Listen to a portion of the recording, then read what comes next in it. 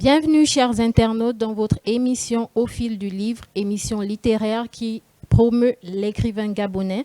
Comme invité du jour, nous recevons Dominique Douma, écrivain, metteur en scène de théâtre, artiste, compositeur, chanteur, qui nous parlera de son tout dernier roman intitulé Manika, un roman qui retrace la vie un peu difficile d'une part d'une adolescente suite à la séparation de ses parents, et d'autre part, de son côté un peu manipulateur et séducteur qui vient gâcher la vie de plusieurs personnes dans un village. Bonjour, Monsieur Douma. Bonjour. Comment allez-vous? Ça va très bien, Madame Keshi. D'accord. Heureux d'être sur votre plateau. Le plaisir est partagé. Pouvez-vous un peu nous en dire en quelques mots de quoi s'agit-il? Manika, comme vous l'avez déjà annoncé tout à l'heure, traite de l'amour, la pression de l'amour, le pouvoir de l'amour sous plusieurs facettes. D'accord.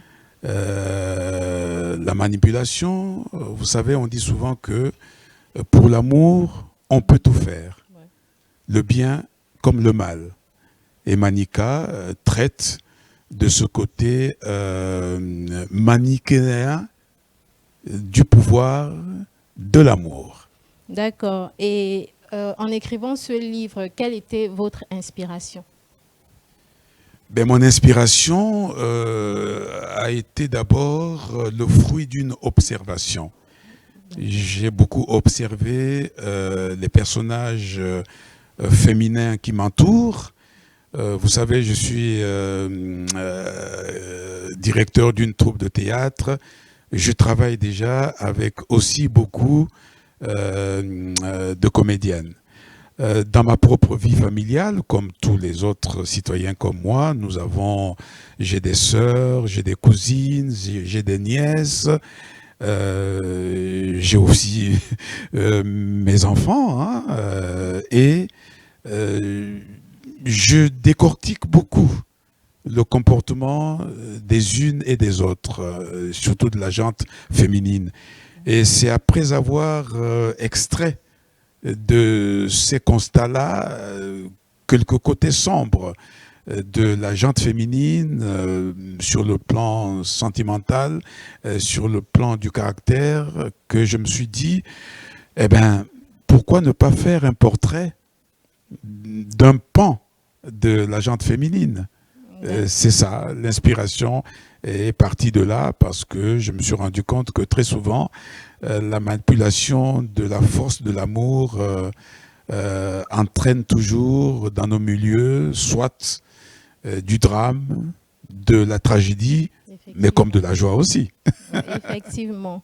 Et nous avons pu voir que dans ce roman, cette adolescente arrive dans un village, vient quand même déstabiliser un couple, une famille qui était déjà unie, qui n'a pas connu depuis plusieurs années, donc plus de 50 ans, ils n'ont pas connu une déstabilisation, ils n'ont pas connu d'infidélité.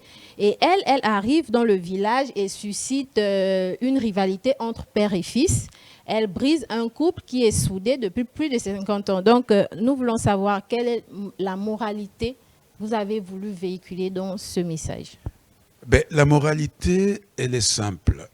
Le roman Manika interpelle les uns et les autres sur les dangers de l'amour. Ce roman-là interpelle aussi les précautions qu'il faut prendre lorsqu'on est en face du pouvoir de l'amour. Et que nous devrons, disons, être très forts lorsque nous nous engageons dans nos relations sentimentales avec les personnes que nous aimons beaucoup. Parce qu'une personne extérieure peut s'intégrer, s'intercaler dans votre vie sentimentale et puis rendre les moments paisibles un moment très très trouble et très dangereux. Et lorsqu'on n'a pas une force de caractère, lorsqu'on n'a pas confiance au premier choix que nous avons fait, nous tombons facilement dans les travers de la manipulation. Et à ce moment-là, on perd un peu sa vie. Et souvent, c'est regrettable. C'est la raison pour laquelle je pense que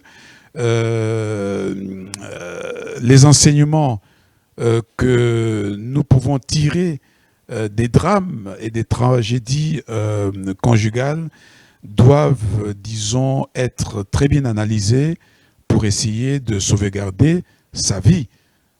Parce que très souvent, lorsque les drames conjugaux arrivent, lorsque par exemple un personnage vient troubler par exemple un foyer qui était dans la paix, dans la tranquillité, eh ben, on est victime de, disons, de situations fâcheuses, mais que nous regrettons souvent trop tard, parce qu'on a été, soit on a été naïf, soit on s'est laissé entraîner par la manipulation, et lorsque on est déplumé, le temps des regrets ne suffit souvent pas pour, disons, faire en sorte que nous reprenions de la force. D'accord.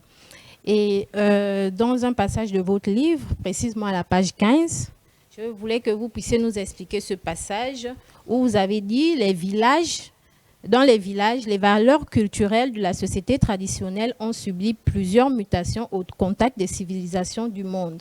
Donc, essayez un peu de nous expliquer ce passage de votre roman. Ben, écoutez, moi, quand j'étais... Oui, moi, j'ai vécu auprès des grands-parents. J'étais à cheval sur la cité et le milieu rural. Ouais. La cité, c'est quand, par exemple, c'était la saison scolaire, oui. On est obligé d'aller à l'école, et les écoles, on les trouve plus dans le centre-ville. Oui. Mais lorsque les vacances arrivent, eh ben, on reprend un peu son côté traditionnel. On va vivre à côté de la grand-mère, du grand-père, des tantes, des oncles. Et c'est à ce moment-là que nous bénéficions, moi personnellement, hein, j'ai bénéficié de la sagesse des grands-parents. J'ai vu comment, par exemple, les grands-parents vivaient dans leur couple, par exemple. Et comment nous, les enfants, on nous apprenait à avoir un certain respect de l'aîné, le respect de la femme, et parce que tout simplement, bon, on nous faisait comprendre que c'est vrai, le couple est là, mais si le couple est là, le couple donne naissance à l'enfant, mais l'enfant doit être élevé dans le respect des traditions. Malheureusement, je ne vous cache pas, hein, Madame Keshi, que moi j'ai connu mon premier amour quand j'avais presque 21 ans.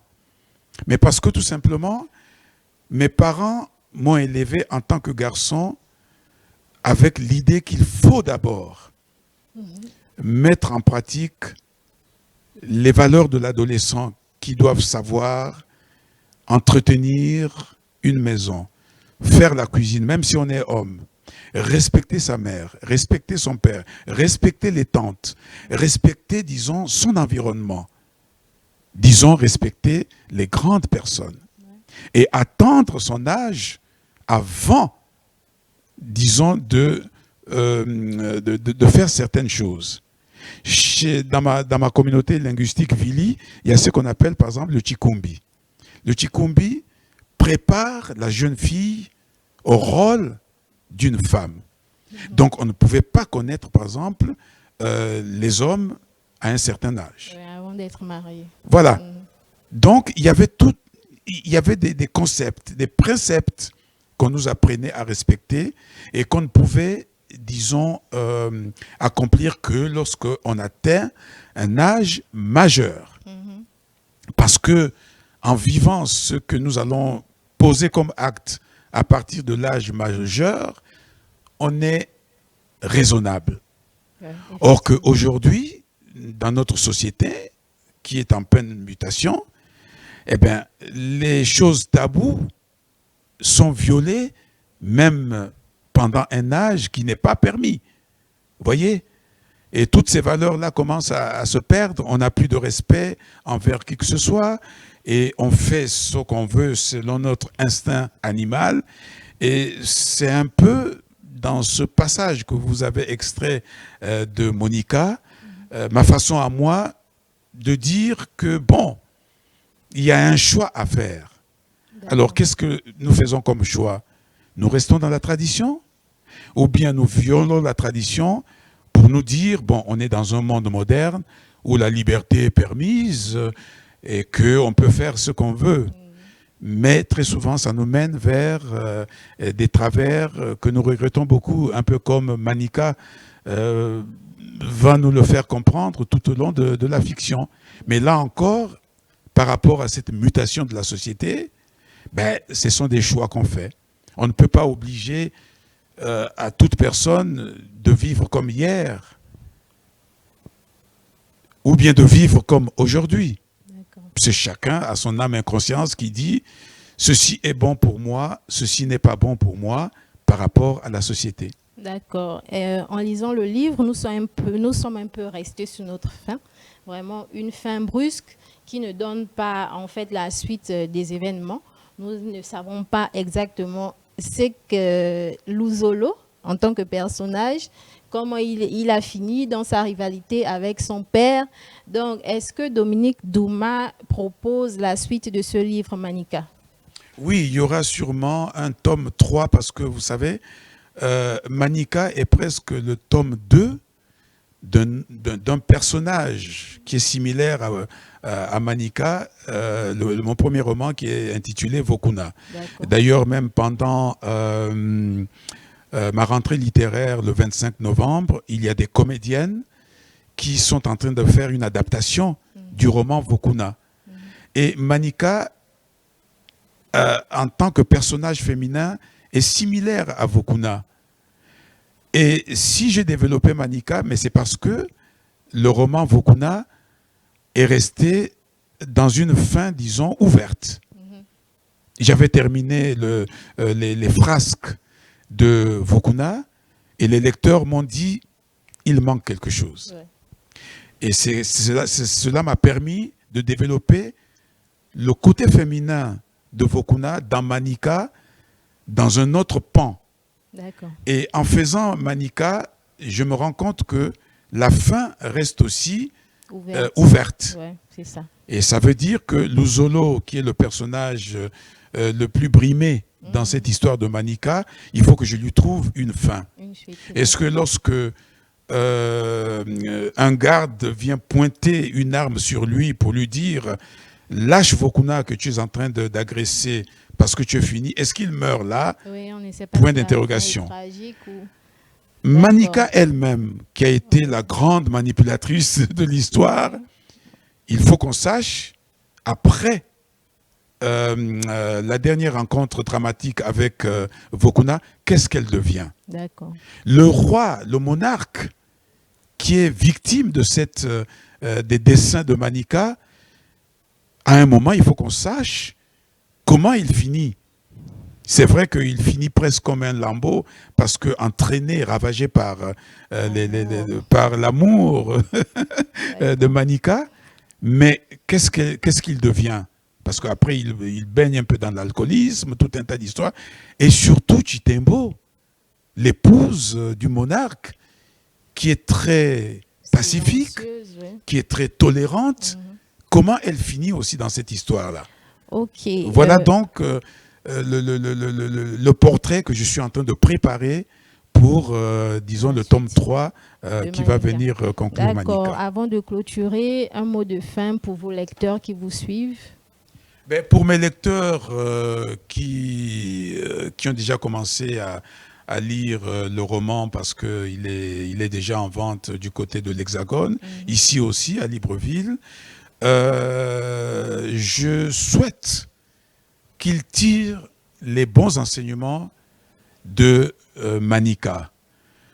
Je n'ai pas écrit pour donner des leçons à qui que ce soit, parce que tout simplement, c'est l'auteur, c'est le lecteur lui-même qui se refait un cinéma de cette fiction-là. D'accord. Et comment se procurer ce roman? Alors, le roman, pour ceux de nos téléspectateurs à qui je dis bonjour, qui se trouvent par exemple du côté de l'Hexagone, ils peuvent déjà aller dans les FNAC disons de Paris, et puis la maison d'édition de la Doxa, qui a fait paraître le roman, est à Paris. Ils ont un site, disons, internet, où les lecteurs peuvent acheter le roman en ligne. Et ici à Libreville, ceux de nos lecteurs de Libreville, Monica est déjà disponible à la librairie Livre Plus au centre-ville. Et puis, je vous fixe surtout rendez-vous le 25 novembre à l'Institut français pour la séance dédicace et puis pour la sortie officielle de Manika à Libreville. D'accord. Merci beaucoup, Monsieur Douna. C'est toujours un plaisir de vous avoir sur notre plateau. Ben, c'est moi qui dis merci à Proximity TV de toujours me donner cette possibilité de faire, disons, la visibilité de toutes mes œuvres. Et infiniment merci, et merci Madame Keisha de m'avoir reçu. Au plaisir. Quant à vous, chers internautes, nous vous disons à très bientôt pour un prochain numéro.